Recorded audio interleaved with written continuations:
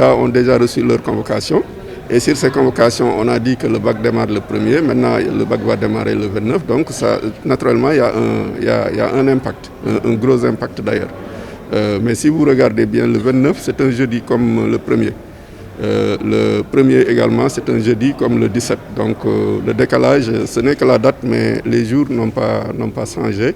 Et donc, ça veut dire que ça ne déroutera pas trop les candidats. Maintenant, pour le reste, on verra sur le plan organisationnel qu'est-ce qui est possible d'être fait à ce niveau. Mais en tout cas, on a fait un décalage.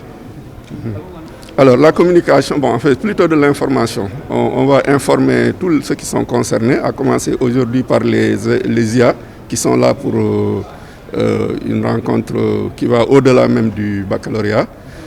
Mais qui prend en compte également l'organisation du baccalauréat. Donc je pense qu'eux, ils sont le niveau décentralisé et ils pourront, disons, porter cette information au niveau des élèves. Mais nous avons aussi d'autres canaux d'information que nous allons utiliser. Mais toujours est-il que, comme je vous l'ai dit, le décalage, c'est une translation. C'est-à-dire on devait commencer le jeudi 17, maintenant on va commencer le jeudi 1er. On devait commencer le jeudi 1er, on va maintenant commencer le jeudi 29. Et le reste, ça ne change pas.